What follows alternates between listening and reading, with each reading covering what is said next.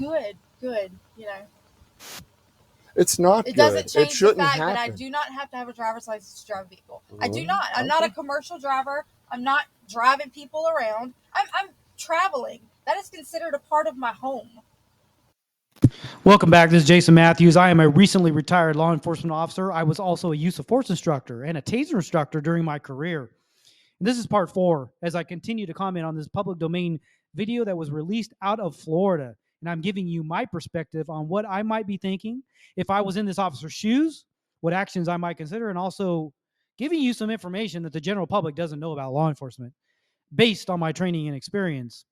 I don't know the details of this incident, and this is all hypothetical, being that a body camera is a limited static view of the incident. I'm just reacting to what I'm seeing while I'm watching in real time, just like you. But before we get started, if you support the police, click the like button. And if you do not support the police, click the dislike button. It is anonymous.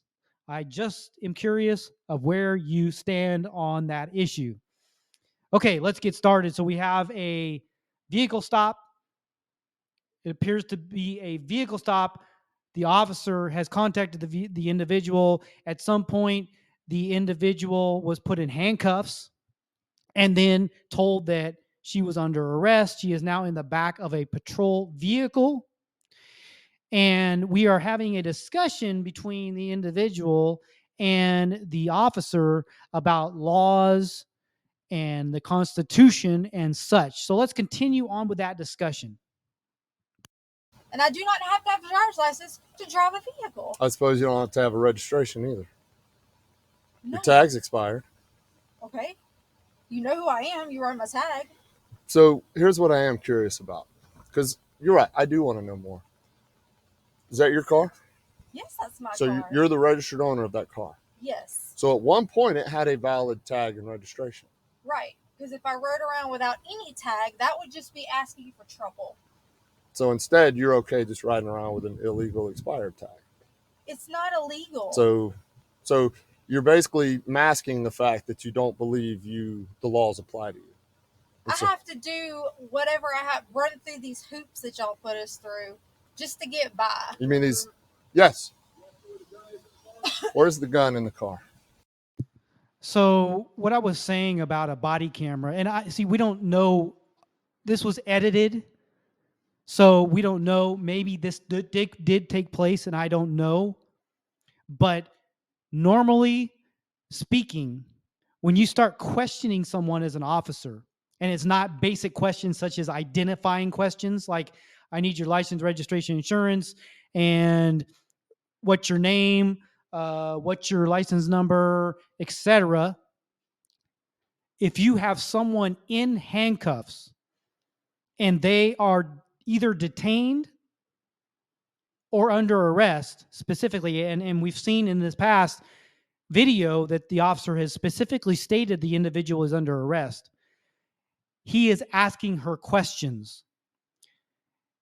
If you're asking questions as an officer, and this is pretty sure in all jurisdictions throughout the United States, because this is based on U.S. Supreme Court case law, if you are asking questions of someone, you need to advise them of their Miranda rights. Now, if you're not asking questions related to the case and you're just asking identifying questions and they're responding to you and you're just having a discussion and the officer is responding to what the person's saying, then you do not have to give Miranda rights. But in this case, it may have happened when it was edited out. It may have been edited out. But case law says that the officer is required to give Miranda warnings if they are questioning the individual who is under arrest, with some very limited exceptions. The gun? Mm-hmm. There's no gun in that car. There seems to be ammo. The gun's in a pawn shop. When did you pawn it? Like 2 months ago. So why are you still just carrying around ammo? I didn't know that ammo was in there. What's wrong with carrying around ammo? What can I do with it without a gun? Nothing. All right, is wrong with it. But if there's ammo, normally there's a gun. And since the vehicle's being towed, we want to keep the gun in safekeeping.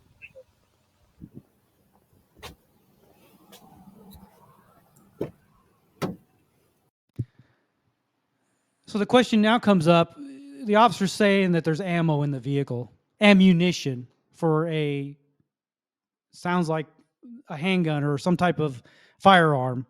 And so the question comes up, well, how do they know that?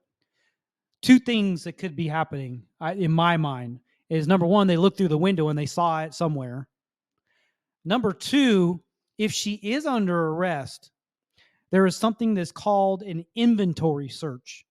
What is an inventory search? An inventory search is something that if someone is under arrest and they're being removed from the scene, as a part of taking the vehicle and impounding it, the police, law enforcement is allowed to do what is called an inventory search.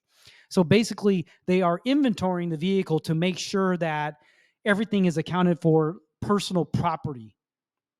Now, case law says that during that search, if contraband is found, police can take action on the contraband that is found as an incident to doing the inventory search.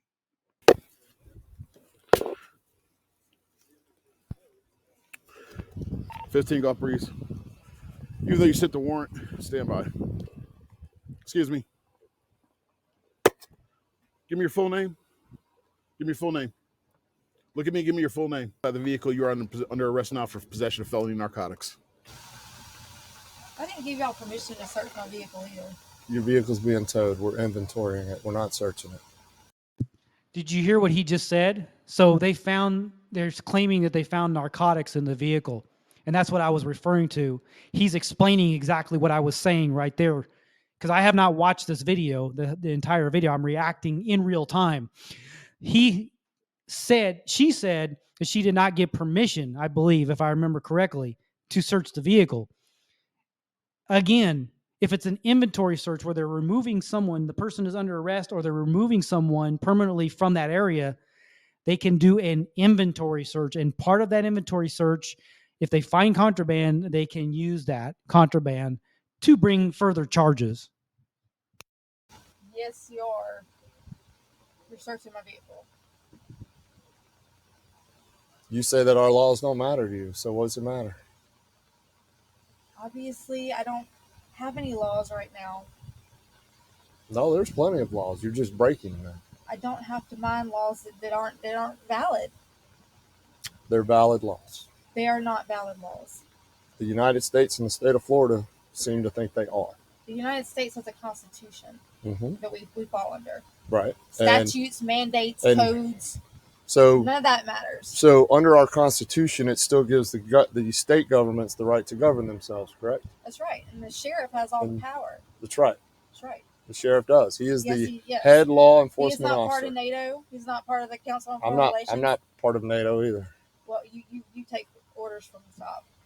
Nope, I don't. Yes, you do. You know who I take my orders from? My chief of police. Exactly. And he takes orders from the top. Now, what he just said, the officer, that the sheriff, the county sheriff, is the ultimate authority, or whatever wording he used. I'm not sure about that one. Because, yes, a city may be located within a county. However, my understanding is that an incorporated city